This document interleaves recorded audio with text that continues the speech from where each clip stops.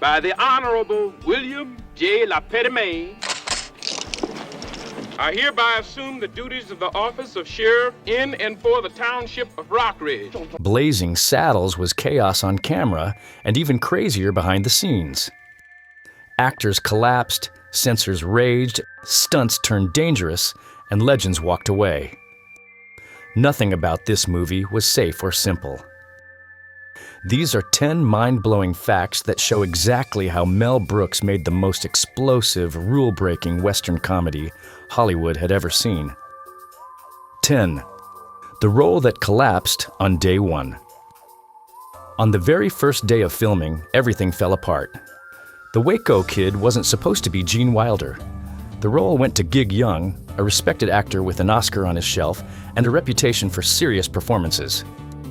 He walked onto set, stepped into the jail cell, and looked the part of a weathered gunslinger. But something was wrong. His hands were trembling.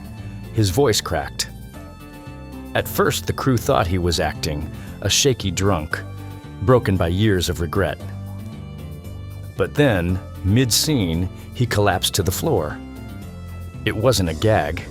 It wasn't a bit. It was alcohol withdrawal, and he couldn't continue.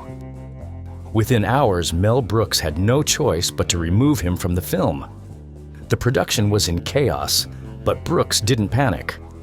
He picked up the phone and called one man he trusted, Gene Wilder. No auditions, no studio meetings, just one question: can you be here tomorrow? Wilder didn't even ask what the role was. He simply said yes. The next morning, tired and jet-lagged, he walked onto the set, looked at the script for the first time, and when the cameras rolled, he was the Waco Kid. From that day forward, nobody ever questioned it again. 9. Richard Pryor's invisible voice.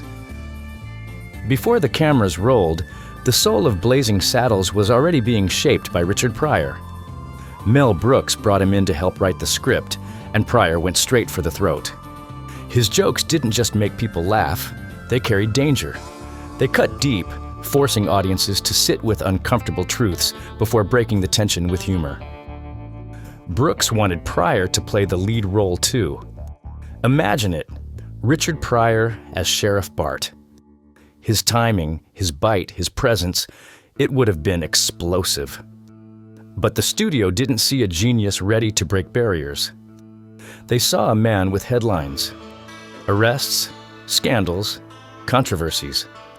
In their eyes, Pryor was a risk they couldn't afford. So they pulled him out quietly. The role went to Cleavon Little, and Little delivered. Sharp, cool, unforgettable. But underneath his smooth delivery, Pryor's fingerprints were everywhere. The rhythm of the jokes, the dangerous bite hiding inside the laughter, that was Pryor's voice echoing through the film. He never rode the horse. He never wore the badge. But Blazing Saddles still ran on Richard Pryor's energy, start to finish. 8. The screening that almost killed it. When Warner Brothers executives finally sat down to watch the film, they didn't laugh. Not once. For 90 minutes, they sat frozen in their seats, arms crossed, faces blank. The racial satire, the fart jokes, the violence, the horse punch. To them, this wasn't comedy. It was suicide. As the credits rolled, the decision was clear. Bury it. Put it in a vault. Pretend it never happened. The studio thought releasing it would destroy everyone involved. But Mel Brooks refused. He begged for one test screening, just one chance with a real audience. If they hated it too, fine, he'd let it go. The studio reluctantly agreed. The night came. The lights went down. The film began. For the first 20 minutes, silence. Not a chuckle. Not a single laugh. Brooks sat in the back, sweating. Had he gone too far? Then it happened. The campfire scene. Cowboys eating beans. One lets loose, then another, and another. It was crude. It was loud. It was absurd. And the theater erupted. People roared with laughter. They slapped their knees. Tears streamed down their faces. That moment broke the spell. Suddenly, the audience understood the rhythm of the film. Every scene after landed harder, funnier, sharper. By the end, the crowd was rolling. The executives had been ready to kill the movie. Instead, the test screening saved it. And all it took was the world's first mainstream fart joke. 7. The horse that actually got punched. It looked like a cartoon gag, a cowboy walking up to a horse and knocking it out cold with a single punch. But in Blazing Saddles, it wasn't a trick. That was a real punch on a real horse. The stunt was planned carefully. The horse was trained. The angle was staged. But when the actor swung, the fist landed. One blow, and down went the horse. Perfect take. First try. Today, the scene would never happen. Animal rights laws, stunt restrictions, ethics. It would all stop the moment it was suggested. But in 1974, they didn't blink. They filmed it, laughed about it, and kept it in the final cut. The audience couldn't believe what they were seeing. It was outrageous, shocking, and hilarious all at once. That one punch told viewers the truth. In this movie, nothing was off limits. No rule too sacred, no gag too extreme. And that's why it became one of the most talked about moments in comedy history. 6. The line they tried to censor. If the horse punch was physical madness, the dialogue was verbal dynamite. Page after page, the script was loaded with slurs, insults, and jokes that cut into race, religion, and politics. The censors hated it. They flagged everything. Too dangerous, they said. Too offensive. Too risky. Even the simple line at the very beginning, "Up yours," sparked days of debate. Mel Brooks didn't back down. He argued that the movie's entire purpose was to push those boundaries. If you remove the edge, you remove the point. The jokes weren't there to be safe. They were there to sting, to mock hypocrisy, to force audiences to laugh at the very things society wanted to hide. In the end, Brooks fought and kept most of it in. The film that was supposed to be dulled into nothing remained sharp, biting, and unforgettable. The censors had wanted a safe comedy. Brooks delivered a historic one. All right, Ariba, here's the second 1,000-word section for your Blazing Saddles script, covering the last 5 points. Same voice as before, sharp, fast, and storytelling-driven, just like the reference transcript you gave me. Word count approximately 1,000. 5. Hate mail on set. Cleveland Little made history the moment he rode onto screen as Sheriff Bart. He was smooth, sharp, and one of the first black leads in a major Hollywood comedy. But while he was breaking barriers on camera, he was paying a price off it. Behind the scenes, letters started coming in. Hate mail, threats, racial slurs written out in black and white. Some people couldn't separate the satire from reality.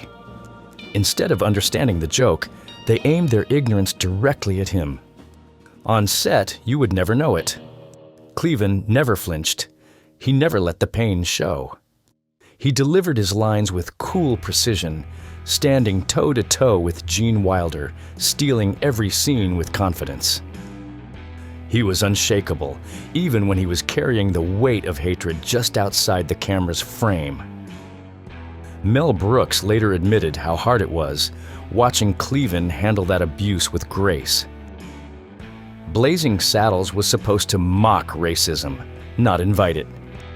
But Cleveland turned it into something else. His performance flipped that hate on its head. He took every slur thrown his way and turned it into power. On film, he wasn't just a sheriff, he was a statement. 4. Slim Pickens didn't know it was a comedy.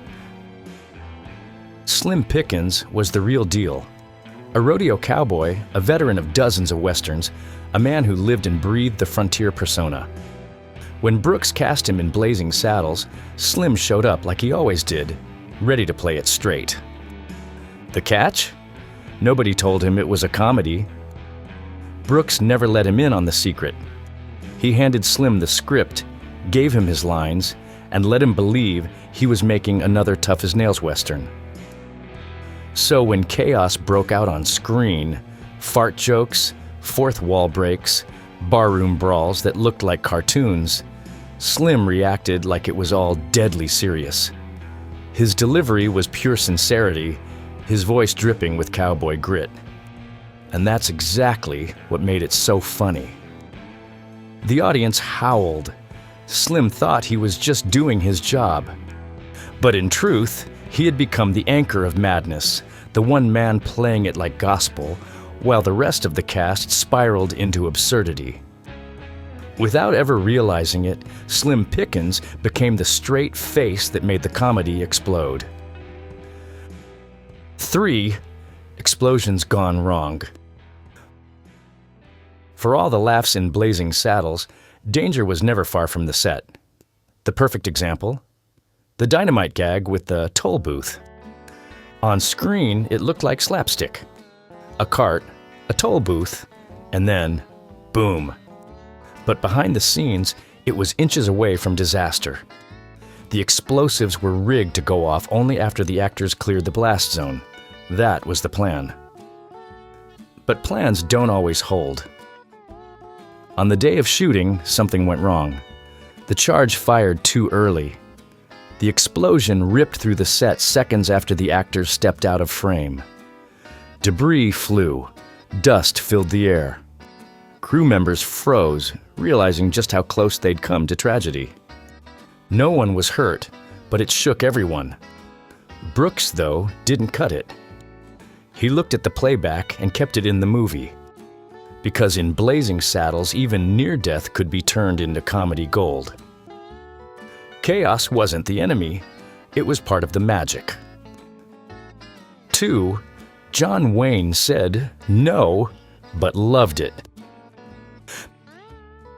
Mel Brooks wanted one more icon in his film, John Wayne, the Duke, the king of the Western. If he appeared in the finale, it would have been the perfect stamp on the genre Brooks was tearing down. Wayne took the script, read a few pages, and walked into Brooks's office. "I love it," he said. Then came the pause. "But I can't do it. My fans would never forgive me. It wasn't about the jokes, it wasn't about the story, it was about image." Wayne knew his audience, and they weren't ready for a spoof that mocked everything he stood for. So he turned it down. But then he added something Brooks never forgot. "I'll be first in line to see it." And he meant it. On opening night, John Wayne showed up. He didn't appear in the movie, but he gave it something else. His blessing. The greatest Western star alive applauded the comedy that blew the whole genre apart. And in its own way, that was an even bigger endorsement. 1. A horse got better treatment than the cast. On a set filled with stars, explosions, and egos, guess who got the best treatment? Not Gene Wilder, not Cleavon Little, not even Mel Brooks himself. A horse. One of the stunt horses had its own trailer, padded, air-conditioned, with a personal handler making sure it stayed cool and comfortable. Meanwhile, the actors were squeezing behind curtains, changing clothes in cramped corners, or sharing tiny dressing spaces.